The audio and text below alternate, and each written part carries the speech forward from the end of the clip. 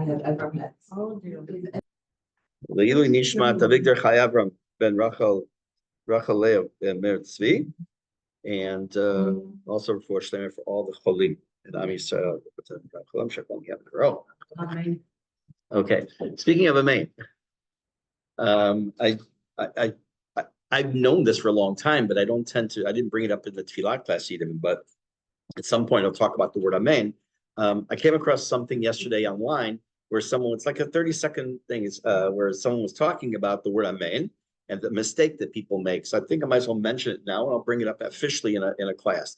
There's something called Amen Chatufa and Amen Yitoma. Amen Chatufa means a grabbed Amen, and Yitoma means an orphaned Amen. What do those mean? Amen, grabbed, like to grab something, like Chatufim, right? Okay, so if you hear a bracha, you're supposed to say Amen, right? If you know a bracha was made, and you know what bracha was made, you walk in, someone had just said a Bari Pragefen, and he's about to drink the wine, and other people said Amen, you know what bracha he made, you can say Amen to that. But even if you didn't hear the bracha, but if you didn't hear the bracha, and you don't know what the bracha was, you happen to hear a bunch of people say going Amen, you don't say Amen. Okay? In addition to that, you don't say, that's called welcome home, welcome back. And welcome back to you too. All these welcomings. Baruch Hashem, should have a kiddush welcoming everybody home. No, it's nice to have you back. Yeah. We're just kind of digressing for one on the word Amen, but the halacha, that if you hear a bracha, you don't know what the bracha was at all, and you just heard people say Amen, you don't say Amen. The other thing is called an Amen Yitoma. An Amen Yitoma is you answer Amen before the bracha is done. Famous example is instead of Bashalom, it's Bashalom, then you say Amen. Okay, so you don't say a bracha while someone's still saying the bracha. Don't say Amen while someone's still saying the bracha. Okay, and nothing to do with today's class. Just mentioning that. Have a nice day. Okay, let us move on. Again, because of this chapter in Pirke Bet, there's a there's differences of opinion of where one Mishne ends and one begins. So I'm going to just tell you the number that I have, and then you can, I'll give you an approximate where it should be by you. We are in the Mishnah we're in chapter 2, Pirke Bet, Mishnah Chet, number 8. Yes, we're in the middle of that one. It's a long Mishnah. Some of you may be on Mishnah Tet now, where it starts off with the words Chamishat Talmidim Hayu Lo LeRabbi Yochanan ben Zakkai. So it's either in the middle of Chet or at the beginning of Tet. Depends on your printing.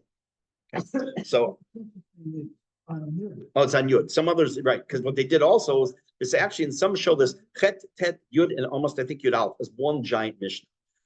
Where is it? It starts with the words that Rabbi Yochanan ben Zakkai had 5 students. Chamishat Talmidim Hayu LeRabbi Yochanan ben Zakkai. Okay, right. That's where we're starting. Right. Got it? All right. Very good. Okay. So last week I gave a tiny little introduction to it. And that was this idea that right before this, Rabbi Yochanan ben Zakkai, who we talked about last week as having saved Judaism at the end of Bayit Sheni, the second Beit HaMikdash destruction, that he said that if you learned a lot of Torah, that don't make such a big deal out of it for yourself. You're not such a hotshot, because that's why you're here. You don't say, like I gave the example, I think, you turn on a water faucet. If the faucet of the spigot could speak, it wouldn't say, look at what a good job I'm doing. No, that's your job, Einstein, right? You have one job to do, right? That's all you got to do. Our job is to serve Hashem, learn Torah. No. That's their job. Actually, to give like 200%, unless you're the waiter. So then, as a result, now he has going to now list. Now the Mishnah is going to list for us an interesting series of things. It's going to tell us that Rabbi Yochanan ben Zakkai had 5 students, and for each one, there's going to be a specific characteristic or character trait that will be praised about that individual. I left you with a question last week, which I will repeat as we go through this. And then we're going to do a little bit of a deep dive into each one of these midot, these character traits. and hopefully find some more information. Okay, so let's take a look. First, I'm just going to read and translate. Chamishat Talmidim hayu l'Rabban Yochanan ben Zakkai. Rabban Yochanan ben Zakkai had 5 students. He had many, many more than 5 students. He had 5 stellar students. The Eluhain, and these are the 5 students: Rabbi Eliezer ben Horkanos, Rabbi Yoshua ben Chananya, Rabbi Yossi HaKohen, Rabbi Shimon ben Netanel, Rabbi Elazar ben Arach. Those are the names of the 5 students. Now, what's going to happen from now to the end of the chapter, not Mishnah, but the end of the chapter, we're going to learn a little bit about each one of their characteristics, which they were evidently, that was the gold star for each one of them. And then they're each going to tell us something in the upcoming Mishnah, which we will not get to today. So Rabbi Yochanan Zakkai literally means count, but he would point out, he would show their praise. What was their praise for each one? Something special. Rabbi Eliezer ben Horkanos bor sug she'eno me'abed tipa. He was like a sealed up pit that didn't lose a single drop. The pit being a water cistern. Correct. It was with, now there's some printings that say bor seed. It's not correct, probably. Seed that just means whitewash or plaster. Sud means it was plastered or whitewashed to seal it. Second person, Rabbi Yoshua. Rabbi Yoshua, what was his praise, his midah? Very strange. This is the question I left you with last week. Ashrei Yelad Tov. Happy is the woman who gave birth to him. So that's kind of like strange. Like, what is that a character? It's not a character trait at all. That's just a statement. I mean, every mother hopefully has Jewish mothers, some nachas from their kids, and most mothers hopefully.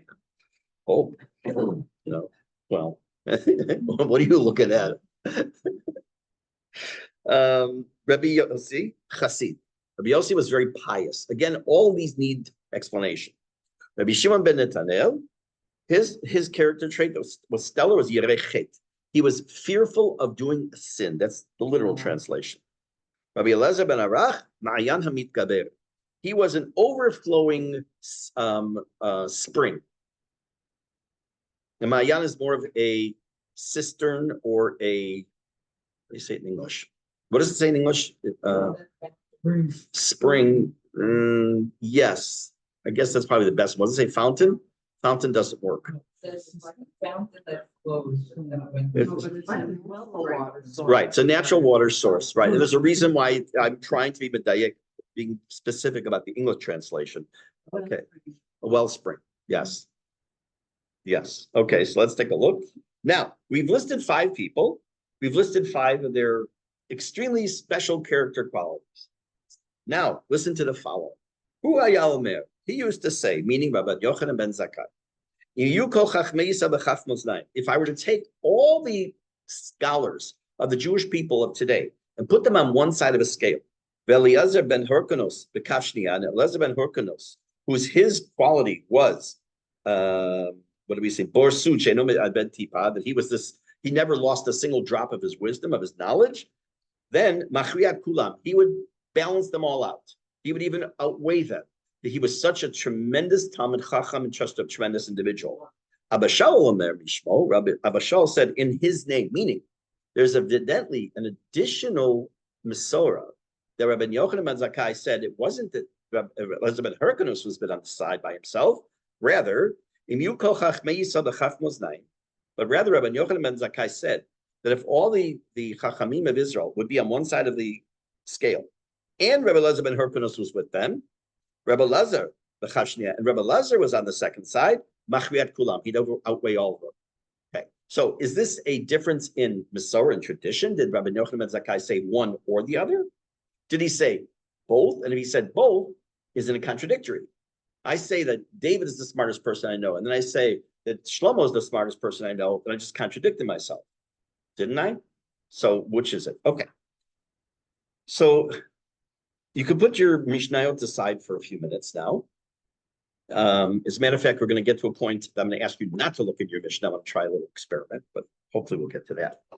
I want to read to you something. This is from the Me'am Loez. I've mentioned him many times. He gives a little bit of an introduction to this parrot. I want to read it to you. It's worthwhile. In the olden days, in the olden days, I would print out these and all. And if I were doing on Zoom, it'd be on the screen. But right now, I just have to guess to listen. So for those of you who are visual learners, you'd like to look at something, my apologies. Okay. I always, when I teach, I've said this probably, when I teach kids, I always ask them, how do you learn it? They never know what I'm talking about, obviously. I said, you like to read it, you like to hear it, you like to write it. So, because that's one of the problems with an education. You can't teach each child's way that they learn. Okay. Okay. So he quotes the beginning of this Mishnah. And he says as follows. Hatana lo bala saper lanu minyan tamidav shel Rabbi Yochanan ben Zakkai b'chochmat tam. He first off starts out by saying, the purpose of this mission is not to teach us about how many students Rabbi Yochanan ben Zakkai had, nor is it really to teach us about their wisdom, but rather it's coming to teach us musar v'lekach tov. It's coming to give us a good lesson. Shelo dai lo la'adam le'dat Torah. It's not enough for a person to know Torah, and to be weak when it comes to good character, and to be good and to be weak in his Judaism. What does it mean to be weak in your Judaism? A person can know Shulchan Aruch backwards and forwards. They can know the 4 sections of Shulchan Aruch, every halacha, all the shach and taz, all the commentaries. Now they'll still be a lousy Jew, right? I couldn't, but I could sit and learn all the books about surgery and learn all about surgery techniques and all. But until tachas I do anything, I'm not a surgeon. I did not ever want to be a surgeon. No, especially since I had a tremor. People, when I was young, that would not have been very good. I don't know, it just went away at some point. Baruch Hashem. El limuda Torah tzarich liot melava miluveh b'yirot shamayim u'b'midot tovot u'b'derech eretz. He said that, what does it mean to be Jewish? What does it mean to be a good Jew? He says that your Torah has to come with fear of Hashem. It has to come with midot tovot and derech eretz. What's derech eretz mean? Hi, it's okay. Derech eretz means how you treat other people. And by the way, how you relate to yourself too. Therefore, balasaper lanu minyan tamidav shel Rabbi Yochanan ben Zakkai, v'cham hagdolim hayu sherabam Rabbi Yochanan ben Zakkai, hayimesaper b'shivcho shel kol echad ve'echad mechameshet tamidav. So it's coming here now, again, not to teach us how many students he had, and not so much to tell us about their particular character traits, even though he does use that, but rather to teach us what we have to strive for. That we can't strive for just learning Torah, we have to strive to learn for being a good person as a good Jew, and putting things into practice, and Yirat Hashem, and Midot Tovot. And then he says, he kind of gives a little bit of an insight into each one line, into each of these 5. Says, Rabbi Elazar ben Harkanos, what does it mean he was a bor sud she'eino me'abed tipa? That he was a well that didn't lose a single drop? Shalosh shachach davar mikol ma she'lamad mi'amav. He never forgot anything he learned. I would like to say, I wish I could say that. I'm lucky if I remember what I heard this morning. What is absolutely unbelievable, I'm sure you've seen this in many areas. It could be in Torah, it could be in whatever, other in Shtuyot areas, like I remember all the lyrics, all the episodes of Gilligan's Island probably by heart, okay? Okay, but how sometimes you may not have read or heard something for years, and all of a sudden it'll pop into your mind as if you saw or read it the other day. It's in there, the long-term memory. Now, the whole thing of memory is just its own story, but here we're telling us a story about a person who never forgot anything he learned. Now, it would be an absolute curse, and there is such a can't call it an illness. There's such a condition, and there's an actress, Mary Lou Henner, who has this, who doesn't forget anything. And it's for her, she's actually happy with it. Most people who have this, there's a name for it. It's a curse. You don't forget. You know, what happened on June 17th, 1974? Where were you? What'd you eat? Who was walking by? Every single thing. So this one woman I saw interviewed, she says it's like this constant movie playing in my head, constantly, without any break, no pause. It's terrible. But when it comes to Torah, I don't know if it's not that anyone wants to be a genius. Why would they be a sign of genius? Because memory definitely, I think, plays into like a person can put, now, does that, okay, so let's just, I'm going to make an assumption that if a person uses that memory to do things, then they are a genius. Having the memory is not the genius.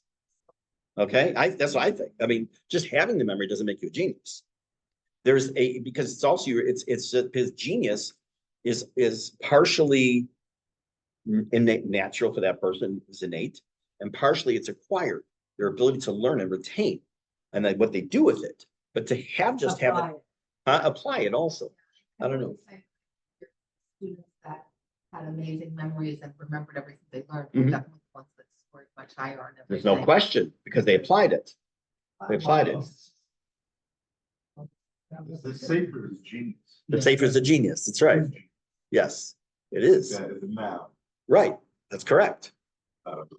Um, I think our brains Yeah, are computers. our They're brains better- are much more sophisticated than computers. You should know that there have been experiments to try to replicate the activity of the brain, to like replicate, so to speak, build an AI brain. They said if they had the next million years, they still wouldn't scratch the surface.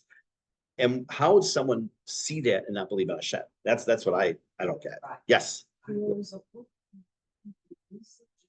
yes, Oh, yes, who wrote- it's called Remember the Yes. Science of Memory and the Art of Forgetting. Mhm. which I read recently. And I knew it was a book on memory, so. I Yes. had to- Whatever, it's worth your time. is that book was mentioned. The only reason I found out about it is that last year or 2 years ago, the English Bagrut, the unseen, the quest, like you get a story and you have to answer questions on it, was about the book and the story and about this issue. I mentioned Mary Lou Penner in there. So that's the one I went to YouTube and watched. It's insane. Okay. She's taxi, right? She's taxi. Everyone wants like is what's her name? Ramini. Yeah, yeah. The one with the, yeah. So he didn't lose, so he didn't forget anything. Listen to this. Not only he didn't forget anything, but he knew everything by heart. Now, we know that there are people, yeah, right. So there are people who walk amongst us, even within our community, that can do what's called the needle test. What's that? They would take a Gemara, stick a pin test. You stick a pin into the Gemara and then open up to where it landed. And then you say the couple words, they can tell you where it is, what dot, they can tell you by heart, the whole page. It's a photographic memory. Okay. It's a photographic memory. Right. What's it? You said he could do that? Could have done that? You're really. You can even tell what's on the other side. of the That's graph. it's insane. Well, It's insane. Right. Right. Yeah. Eidetic. Eidetic memory. Eidetic memory is different than photographic. Right. So I'm gonna mention what she just said. There are two types of, well, titles, different types of memory, many types, but when you talk about, there's something called photographic memory. I can close my eyes in the sense I can see the page. Eidetic memory, which we thought Aliana had when she was a little girl, by the way. Eidetic memory is that, I'll give you an example. We asked our daughter years and years ago, she was already in high school, a pasuk or something, a commentary, the one Aliana mentioned her name, I thought. We asked her, a commentary happened to come up, just to mention. She says, oh yeah, remember I learned that with Mrs. Gross in 7th grade. Oh, cool. She says, yeah. And she told us what she was wearing, where she was sitting, and who sat on either side of her. Like, that's eidetic memory. It's not just the page, but it's the situation you can actually see. So that's why we thought she made it. We saw that many, many times, but no, I don't think so. She still has a phenomenal memory. Baruch Hashem, Wow. so he was constantly learning. So Rabbi Elazar Harkonos, what's the benefit of having this unbelievable memory? Is that not only can he apply it, but it means he can walk from here to the Makola. He's just in his head. He can do, okay, let me just review Ketubot right now. I actually saw specifically picked that Gemara Ketubot for the story. I saw with my own eyes the following, not I heard from, my own beady little eyes. There used to be a yeshiva called Itri, Institute for Torah Research in Israel. Yeah, that's what it stood for. No. It's an English Rashi Tevot, Institute for Torah Research in Israel. Yes, and they had 2 locations. One was in Hadera, maybe. Okay, so one was Yerushalayim. So my friend learned in the it was Ichi Hadera, of course. So it was in Ichi Hadera. So I went there for Shabbat, and this is my 76, and I went to there for Shabbat. And Friday night we finished davening, and he tasked me on the show and says, "Watch that guy." Okay. He walked over to the shelf and he took a Gemara, a thick one. I learned later it was Gemara Ketubot. He took it and he went like this. Oh my. Then he put it back on the shelf. He said, what do you think he was doing? I said, I don't know, maybe just looking for something. He says, no. before he went up to eat his meal, he was reviewing all the Masechet Ketubot. He was the Vilna Gaon's great grandson. He had a photographic memory, and he looked at it, he had seen it. So he was just looking, just flipping through the pages. Like most of us, by the way, can do that with certain things. Not a whole book. Not a whole book. But if you know Mishnah, for example, and you know the first Mishnah in Brachot, you look at it, and literally in a half a second, you've done Mishnah. You look at it, and you know what it is. Or if it's something a poem you like, if it's a story you like, is that you can look at it. If you read stories to your kids over time, or to grandchildren, to neighbors, kids, and you've read it many, many, many times. Okay, you already know it. So it's not like you have to remember it. It's stuck in there. You can actually almost see the page, sometimes the illustrations. So we all have that capacity to a certain degree, but not to the degree like this particular guy. So you don't photograph the board, elements of being. It's an element. No, you didn't say element before. Now you're right. Now you're right. It is definitely an element of genes. And I could be wrong with that. Someone who hasn't photographed that rate is probably a genius. You know? I think it could be. I don't know about problem. I will definitely research this. Yes. I don't know if I would be happy. I don't know. Maybe. But I do know what I wouldn't want. If science happens to be going this way, I would be so against it. That you can actually have a chip implanted into your brain with all the information you ever need. I would never want that. Because you lose the value of education, of learning something. Learning is part of it is like breaking your head over something like, oh yeah, like I would have loved it in third or fourth grade with math. That would have been really nice, right? I could still use it. Right. It's it. Huh? Right. And by the way, that's exactly the reason there's Torah Shebichtav and Torah Shebal Peh. Why is there the oral law and the written law? Because when I think I talked about before we started Pirke Avot, why couldn't God just give us a book? Give us one big book. Lahavdil by our cousins. They have one book. What's their library? The book. The book. That's all they have. Everything they need is in there. Okay. Well, we don't have a book with everything. Why don't we just get a book that's a little bit thicker? With all the rules and regs, instead of just saying Shivat Yamim Teshuva Sukkot, and it should also say, and here's how you build a sukkah, and it should say tzitzit. What do they look like? How do they make? Maybe come with illustrations. Why not? Why leave it to the Baal Peh? Why leave it to the repetition oral law? Because it required there to be education, and you had to have one generation teach the next generation who teach the next one. It continues the Masorah. It continues the whole chain from one generation to the next. If there's just a single book, And it's only for us. What's that? Lasok b'divrei Torah. Exactly. To involve yourself in Torah. And it's only for us. That's right. That's correct. So that was the first person. Second person, he says, Rabbi Yeshua ben Chananya, Alam Amargo, his teacher said, Asher Yolad Tov, that the woman who gave birth to him is very happy. Now, why? So I'm going to come back to this in a few minutes because there are a few opinions as to what this means. I'm just going to read the commentary of what Me'amaway says. Shaya me'urav mabriot. He was a chevraman, means he was out there. He was very personable. He was very much into people and social. And everyone who saw him said, happy is the woman who gave birth to him. It still doesn't explain anything to us. Yesh mefarshim shamru. There are some who say that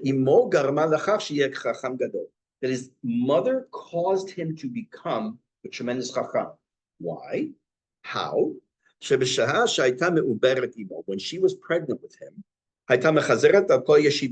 she would go from one yeshiva to the next. She would request from all the teachers, all the rabbis,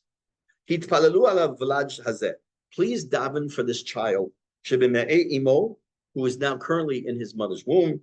He should be a chacham. And from the moment he was born, she never took his crib out of the Beit Midrash. The only thing he heard was Divrei Torah. Now, is that a metaphor? Is it realistic to think that she had the Beit Midrash? I don't know, but my mom didn't do that for me. All right. Okay. So it's why? What's that? Yeah, nowadays they would never let her in. Of course not. Right. God forbid. God forbid. Right. There are many stories actually. The Gemara, a woman entering the Beit Midrash to talk to the Rav and to ask for daven for this or ask for the. No, definitely not. No, definitely not. So let me give you a modern day version of this. And some of you know this story. It's not a story, it's a fact. Eliezer ben Yehuda, alav shalom, the father of modern Hebrew. When they had a child, he prohibited his wife or anybody talking to the baby in anything except Hebrew. He would keep the windows closed so the baby wouldn't hear the birds chirping, so they wouldn't think it's a language.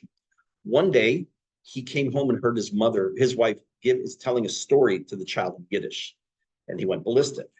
He says he's only going to hear Hebrew his whole life. That's the only language I want him to hear until he's an adult, and then that's all he's going to know. So, and that's not an apocryphal story. It's actually documented. So there is something to be said about what you're immersed in as a child. The Gemara talks about something called Girsa de Yankuta, also known as Girsa de Yankasa. What does that mean? It means the version from when you're little. Things that we learn when we're little get imprinted on us much deeper and permanently than things you learn later in life. Language is the obvious one. If someone's 50 years old and wants to start to learn English, who never spoke English, it's a lot more difficult than someone who grows up in an English-speaking home and hears English from the beginning. The way that, again, this is a lot of stuff has to do with brain today. So that the way the brain processes language, and especially when a child's learning two at the same time, Hebrew and English, for example, it's absolutely amazing. But as you get older, the ability to acquire language, unless you have some whoosh or some what's the word? Whoosh, like a feel for. I love language. I have goals to learn more languages. I love affinity. I love language. I love learning languages and comparing and using when I can. So so what happens is, unfortunately, it works to our detriment as well.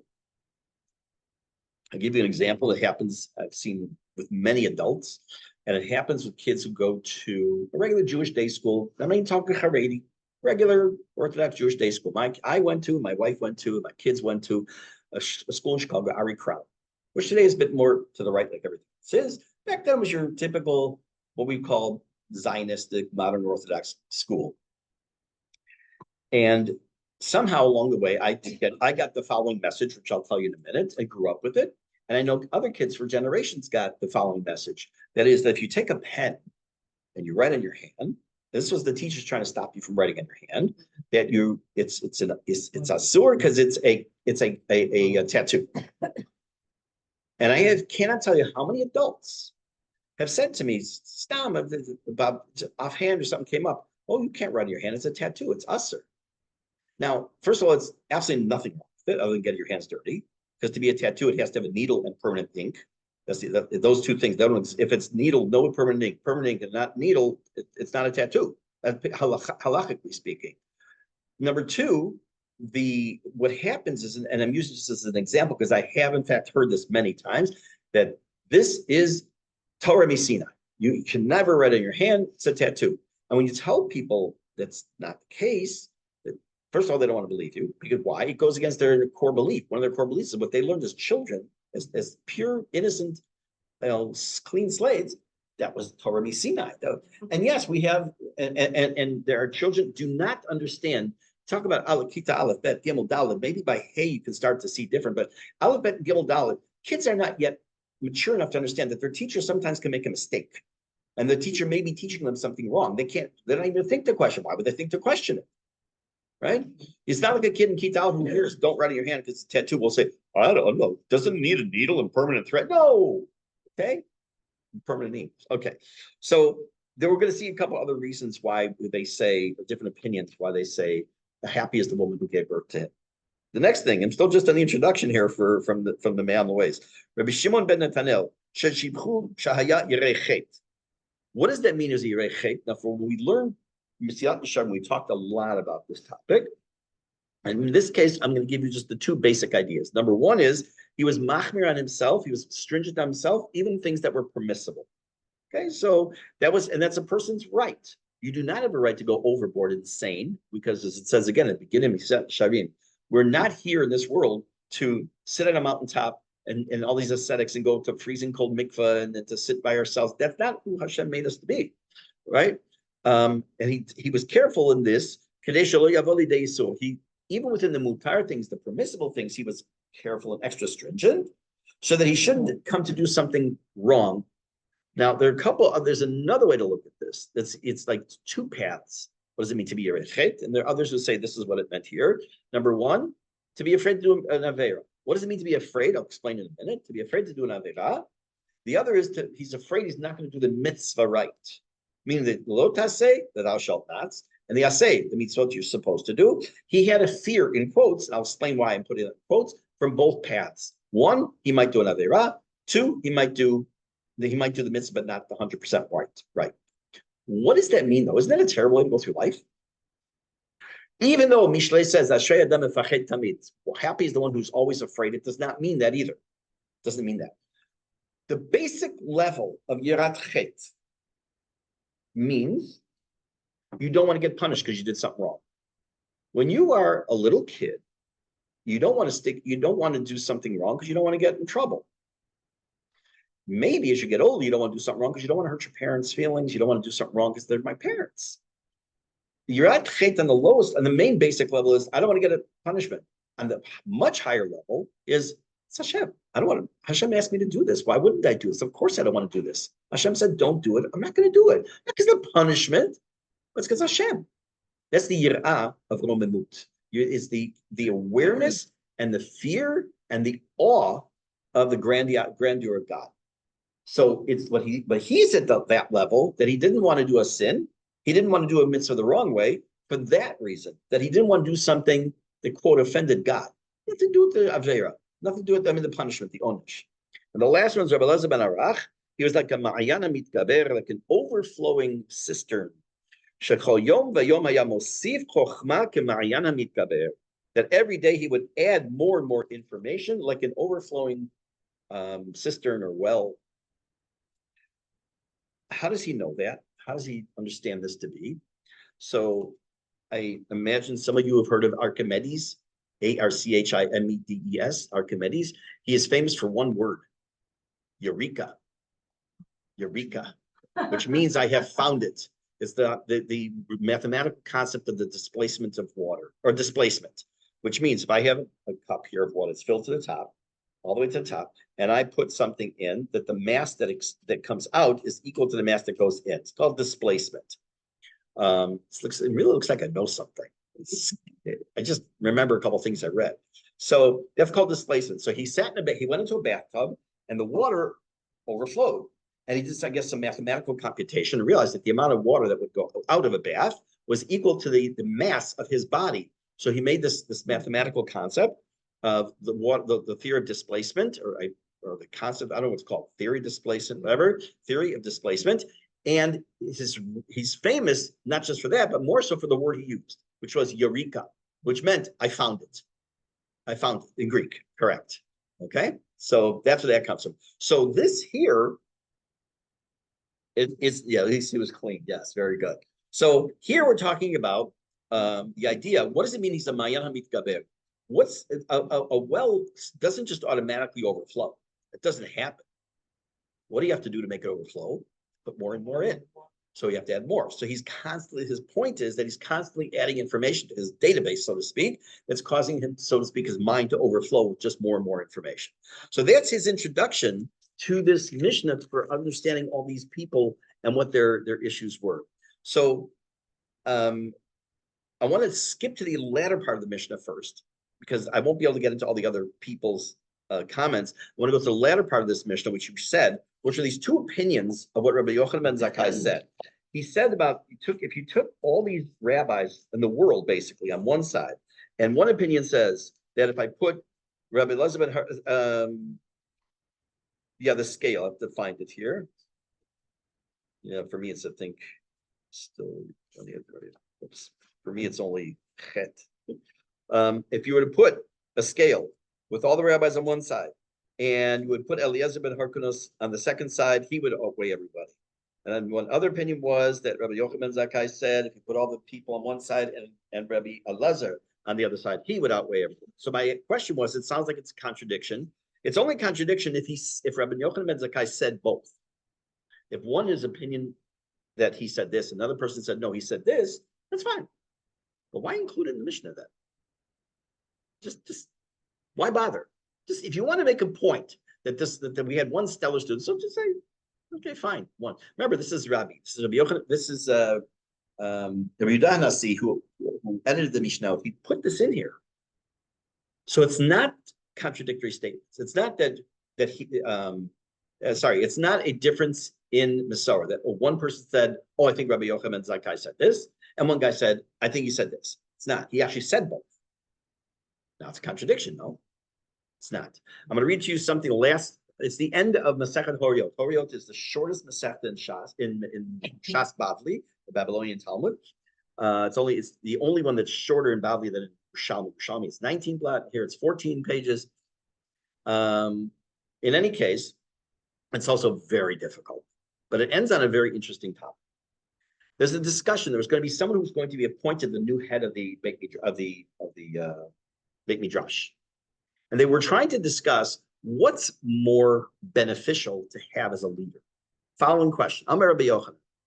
Pligu ba Rabban Shimon ben Gamliel v'Rabbanan. Rabban Shimon ben Gamliel and the Rabbanan, the rabbis, had a disagreement. Sinai adif, v'chad amar, oker harim adif. One said a Sinai, a person who's extremely knowledgeable, that's the person we need to have as our leader. And the other one said, oker harim, the uprooters of a mountain. There's someone who's extremely insightful and really can drill down. That's the kind of person we should have as our leader. And the Gemara goes back and forth on this topic. Digression for a moment. I'm sure many of you heard about Herschel Schachter, Rosh Yeshiva YU.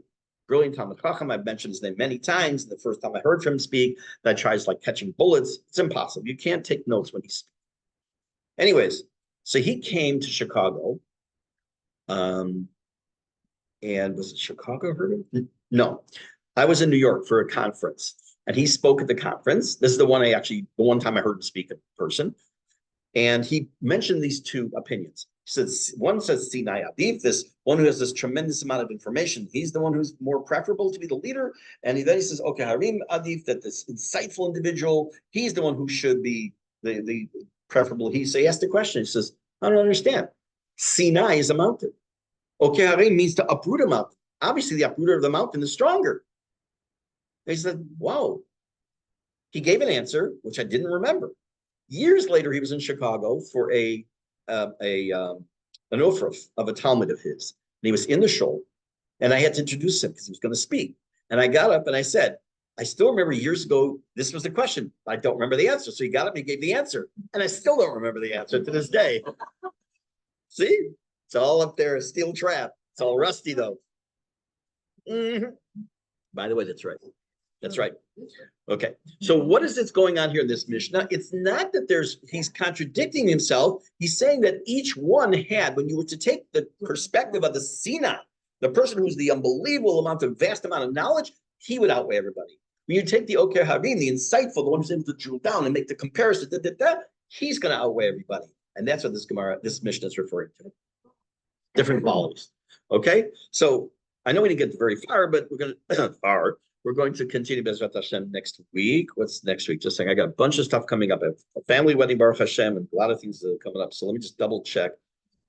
Next week, July 4th. Oh, it's what I have is in the evening. So yeah, Bezrat Hashem next week we should be able to meet. We will definitely not meet for the 2 weeks after that, though. But we can if you want. I was going to tell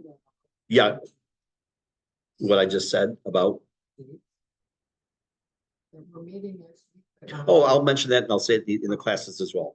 I'm considering, I'll let you know, maybe I'll wait till after the summer because I'm not officially going back to school on a regular basis anymore. For those, if you want, there's an interest to go back to Wednesdays like we used to be or keep it on Thursdays. Right now, just putting that out there. Whatever works for everybody, especially for Rhonda and Martin, is going to be the deciding factor. For me, it makes no difference. So I had a couple of people say to me they like to do it on Wednesdays, but okay.